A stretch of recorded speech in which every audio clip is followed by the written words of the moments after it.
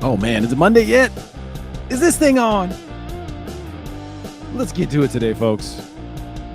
Are we in a recession? What is a recession?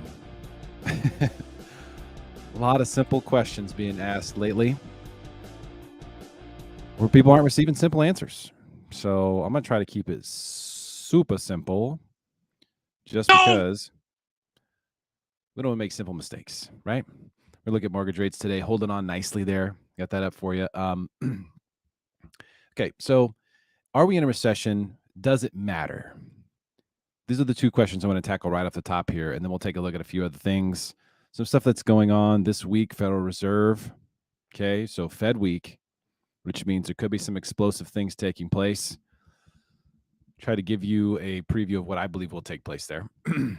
And this is something right here that and by the way, I'm not happy about this, but it just is what it is. I told you that this is what would happen. I told you exactly that this would happen. I actually told the news this when I was on the news.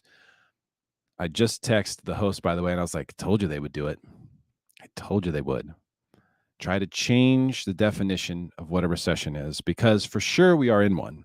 I've been telling you this since July 1st. We're in a recession, but it doesn't mean that it's something horrible. It doesn't have to be terrible. It doesn't have to be. And it may not be. I don't think it will be. But we are definitely in a recession. Definitely. So here's what they said, in case you missed this. And by the way, we're live on Twitter, Facebook, YouTube, etc.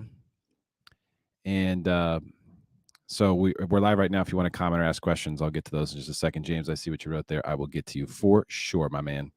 Okay, so how do economists determine whether the economy is in a recession? This, by the way, was posted on the 21st. What was that? Thursday, Friday. What is a recession? They said. While some maintain that 2 consecutive quarters of falling GDP constitute a recession, as we always have for forever, that is neither the official definition, yes it is, nor the way economists evaluate the state of the business cycle. The evaluation of the state of the business cycle has nothing to do with whether we're in a recession. Instead, both official determinations of recessions and economists' assessment of economic activity are based on a holistic look at the data, including the labor market, consumer business spending, blah, blah, blah. Based on those data, it is unlikely that the decline in GDP in the first quarter of this year, even if followed by another GDP decline in the second quarter, indicates recession. That's all you need to know. For sure, the second quarter is going to be a decline. It's not going to be a big number. My prediction was between -1 and -1.5%. So we'll have 2 kind of small declining quarters to start the year. That by itself isn't really a whole lot to be alarmed about, but we are in a recession. So let's not try to trick ourselves about it. Let's not try to change definitions of things, which is happening so much right now. It's really, really sad and stupid. Let's just go, okay, it is. You know, I know there's political fallout here. I know this isn't ideal for politics. I get that. But I think what people really, truly would like to see is just honesty. It's lacking. It's lacking everywhere. So honest reality is we are in a recession. Okay. Does that mean anything in particular? There's a few things that it means. And one of those things is what I always refer to as the sentiment, or the way that people feel about things. When people who don't really understand economies or finance, which is the vast majority of people, when they hear those things like we're in a recession, they immediately think like depression, terrible, horrible, awful. And that's the reason for the politics that you're seeing here, because a lot of people will assume that it's something bad, and that in itself can propagate things happening that when they shouldn't. For example, I was trying to save a veteran a bunch of money. They were getting a terrible deal on a VA loan. And I said, hey, look, we can get you a better deal. Their agent got them to me, could save them a whole bunch of money, but they felt so icky about the transaction, what had happened up to that point, that they canceled it. And they also referenced the incoming recession, due to the recession and us not feeling good about this. We don't want to do this anymore. So the recession can cause people to peel back to just the thought of it, just the idea of it, just the spreading of it can cause people to peel back, and therefore economies can contract even further. And this is this is possible here. This is possible that something like that will happen here. It's possible that we've already started to have some of that affect economies locally, regionally, nationally. But it doesn't necessarily by itself mean anything terrible, but it does mean that some people will hear it and they've become the self-fulfilling prophecy, if you will. It also means that the way that businesses look at what they're doing, they won't allow things to go on that don't make sense for quite as long. When times are really good, companies will keep certain positions there. They won't let someone go that maybe they should let go, but you know what? We've got plenty of money to pay them, and who knows, we might need them, or they're doing some work and it's kind of working out. When they hear recession, they go, okay, we need to trim the fat. Where's the fat? Let's trim it ahead of time. It's a prudent thing to do. It is good for those businesses, but there's fallout, obviously. People getting let go, there's fallout.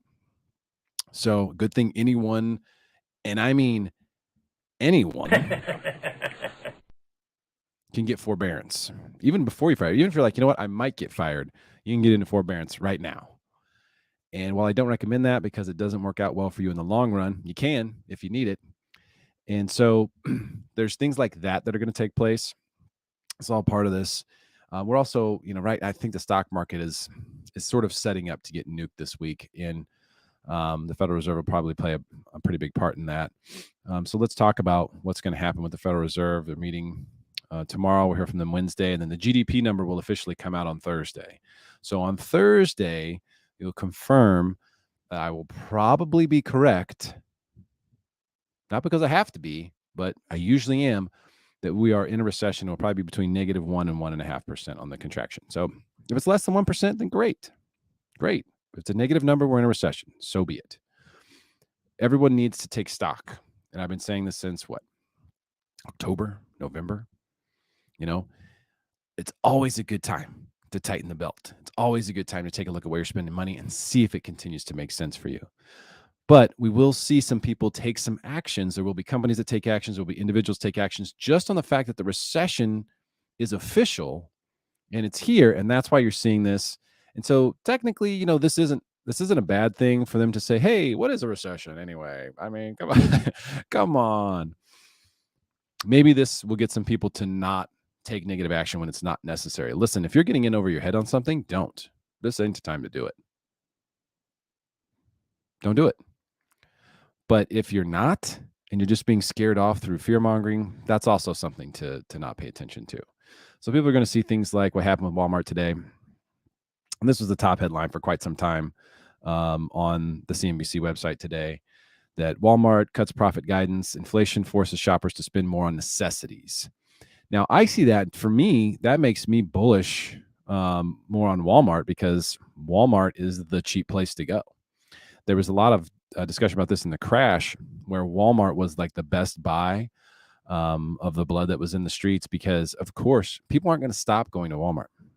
They may spend less, but while people are spending less per person to go to Walmart, more people are shopping there because of the fact that they're going to cut those costs.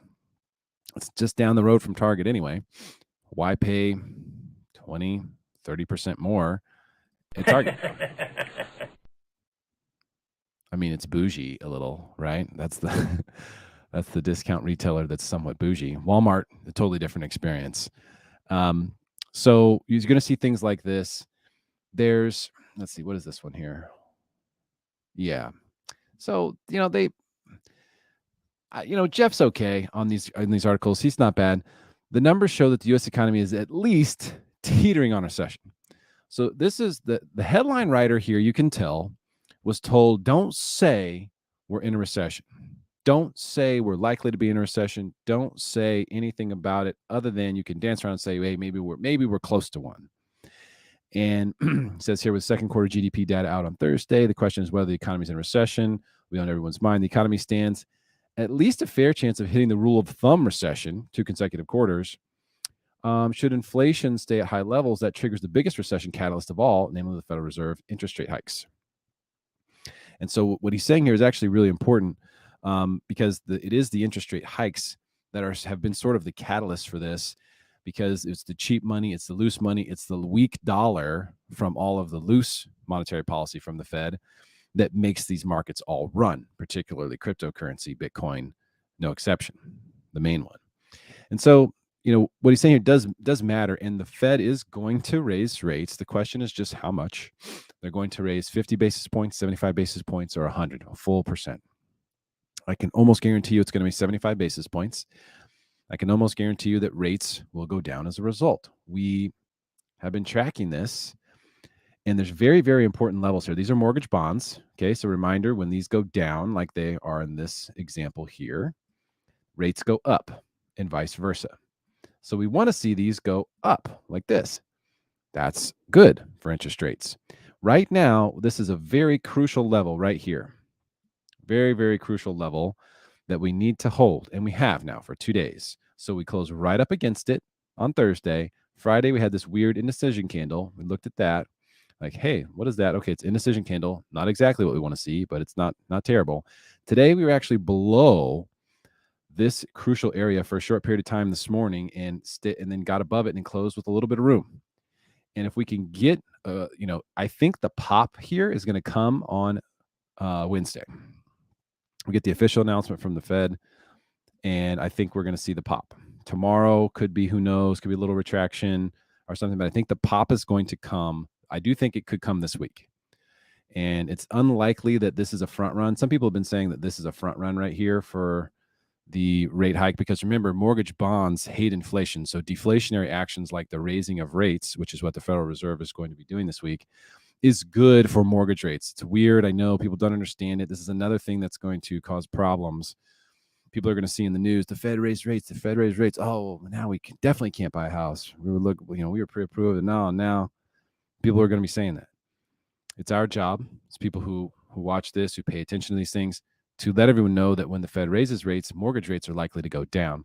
I don't think this is a front run right here. It could be, but I don't think so. I think the pop comes on the announcement. I think it comes that day. And if it doesn't, if we tank on that, then we'll know that it was already priced in and that we're in big trouble. Because if we can't go up in mortgage bonds on the most deflationary action that's possible by the government, then we've got just too many sellers. Sellers are just they're just too many, and we know who's doing it. It's Goldman Sachs. We know that because their quarterly report, they talked about how their bond trading, how they made so much money, and they beat expectations because their bond trading worked out so well. You know that Goldman fulfills the orders for the Federal Reserve. Talk about inside information. It's so wrong, but it is the way it works, and they make so unbelievably much money. It's just crazy by doing this. But this is what I think. So throw conspiracy theories out the window. Assume that the Fed and Goldman don't want to crash the housing market. Should be reasonable assumptions. I do think that we'll see a pop. And we'll see interest rates drop, which would be great. Be great. I could be wrong. Could be the exact opposite. But that's what I see lining up here. One more I want to show you before we're going to do questions and comments, and then we'll wrap up for today. Oh, man, this one. Yikes. Okay, so first and foremost, I have to do this. I have to reiterate, if you are in a loan, if you are pre-approved, if you got into escrow, make sure you're getting a good deal. Give me a shout. Call, text, email. Need a couple of information. Let me quote, make sure you are getting a good deal. People are still getting ripped off. And I mean ripped off. Check, please. Terrible. Really bad stuff. So just take the extra few minutes, do this. Let me help you make sure you're getting a good deal. Okay. Don't worry about it being a waste of my time. It doesn't matter. It's not a waste of my time. If I can help you make sure you're getting a good deal, that is not a waste of my time. Okay. All right. So look at this one. Applying for a mortgage. Here's how it'll affect your credit score. By the way, a bunch of wrong information in here. This is very interesting to me because I totally expected this to be a super obvious, like advertorial for a mortgage company or something. It's not. You can see most of the stuff is credit card oriented up here, money management oriented. And they're talking to say, hey, similar to other forms of credit, applying for a mortgage can have some impact on your credit score. By the way, the information they provide in here is false. And we have the links. In fact, I can pull it up, and I will. We have the links from the credit bureau saying that it no longer, as long as you're using FICO or a Vantage score credit model, which almost everyone uses FICO for mortgage, there's no impact to credit inquiries for mortgage inquiries. There's no impact for mortgage inquiries on your credit score. And this has been the case since at least 2019. So it's very interesting to me that they're saying things like this, that it can hurt your score and all this stuff. Seems like very anti-buyer right here. So I am going to call a little BS here that, they just every single thing they post is so anti-home ownership. It's just wild to me. Even though they're saying, hey, applying for a mortgage, hey, do this, do that. But they're talking about how, oh, this could really hurt you. So, watch out for that. Guys, this is wrong. Incorrect. I have so many case studies that prove this to be incorrect, where people have had their credit pulled with other lenders. They knew all 3 scores. They had their credit pulled with me, exact same 3 scores. I mean, I can't tell you how many times that's happened. So you just gotta be careful what's out there, guys. It is not necessarily that you can just trust these things. Okay. Let's see here. James says we are coming into a depression. That would be hard to imagine. That'd be hard to imagine. Although, it's possible. You think about, okay, the roaring 20s and you had the Great Depression. So that's possible. Okay. Yeah, have we had a roaring decade? We have had a roaring decade. So if you compare the two in that fashion, you could say, okay, hey, maybe there is a depression around the corner. But we've also got people in such good financial positions that if this is the starting point of something really bad, that would be hard to, it would be a very high hill to climb for depression to come out of this. You would need a lot of things to go wrong. And you're already starting to see sort of the political pressures that, democracy puts in place, where, people who are in charge right now really need to do things to change the course of what things are going, because it's going to tremendously hurt them in the ballot box. So, I mean, I don't see that. I would bet you money on that we don't, but it's possible, and anything's possible. That's one thing I want everyone to always remember. Anything is possible in the financial markets. We're just trying to figure out which way it's leaning.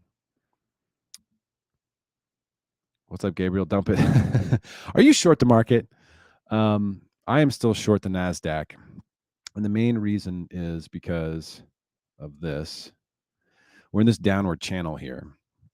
And this downward channel is pretty much just picturesque. Where's my drawing tool? Where is it? Anyway, is this it? Huh. So anyway, we're in this downward channel and we're towards the high side of it here. So unless we break through this thing and we're no longer in this downtrend, or we get closer to the low end of the channel, I'm not going to cover. And if we break through this thing, that would be bullish for the markets, but I don't know. It looks pretty, it doesn't look good. It doesn't look good. It looks like stocks are ready to dump this week. And I hope I'm wrong about that.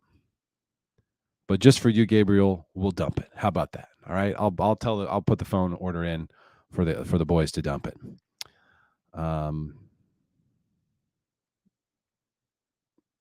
Let's see here. Victor says that free delivery with minimum order is pretty good. I just got those American Test Kitchen sponge winners yesterday using that. What are you talking? Oh, wait a minute. Here's this first one. Found it easy enough for the non-professional looking long-term charts. Thanks. I think that's a compliment. What's up, Victor? How you doing, my man? Always drop by and say what's up. What's going on, Bill? Bill is my buddy. Definition: 2 quarters receding. Seems like the experts say we are, and the positive people say we are not. Well, it's one of those things. It's not an opinion. And I think that's what they're trying to sort of do with it, is make it this opinion thing. Like, oh, well, in our opinion, we're not in a recession. Instead of having a clear definition of what it is, they'd rather have it be based on opinions. And then we choose the experts whose opinions we're going to trust. And we all know how that works out, right? Not so good. So yeah, it's 2 quarters consecutive contraction. That's the definition of a recession. Always has been, and it always will be. So yeah, we are in one. But again, that doesn't necessarily mean that things are terrible or things are going to get terrible. I'll tell you this. I have a buyer who's written multiple offers over the weekend, and We've just heard back from the first one, and they didn't even counter us. Took somebody else's offer. So, listen, the real estate market is still moving. It may not be smoking hot. It may be a opportunity for buyers now, which is good. It's good. But it doesn't mean you're just going to walk in and just buy stuff. There's still a lot of people who want to own homes in San Diego, and they've made that very clear. And I think that activity is starting to pick up. And I can guarantee you this: when we get back to school, you will see automatically every year, just a cyclical thing. We get back to school, let's call it mid-August to the beginning of September, you're going to see activity pick up even more in San Diego real estate. So wherever we're at now, just know it's going to get stronger. That's why I've been trying to tell buyers, especially VA, FHA buyers, like, this is the time. Hawk the market. Start looking. If you see something that you want to get, right now is the time to get it. Right now is the time to jump on it. If you don't see something you like, you don't see something you love, you don't see something that works for you, okay. But if you do, jump on it now. Don't wait until, the market heats up, rates drop, people are back in the cycle of looking again. And we already know at the beginning of next year, which is only 5 months away. Beginning of next year is 5 months away. 5 months from now, we know there's a lot of people coming off or coming around to that 1-year lease mark. And how are they going to be feeling about the market? Especially if rates have gone up, but then they come back down. I don't know. We'll see. But there's a lot of buyers on the sidelines. There's a lot of money on the sidelines. So let's keep that all in mind. All right. Thank you guys for dropping the Q's, dropping the C's. I appreciate it. Look, I'm here to help. Okay. I'm not a YouTuber. I don't have any ads on these videos. You want to sponsor me, do a loan with me. That's how you sponsor me. And I'm not going to have sponsors. I'm not going to put commercials in your face. I'm trying to provide information here. And I want to earn it. I don't want you to just do a loan with me because you like me or because you think you should. I want you to do it with me because I'm going to give you the best deal. And this is how you can find out. Get a free quote, email me, text me, call me. Just need a few pieces of information. That's it. I can hook you up. All right, guys, have a great night, and I'll be back again soon. Take care.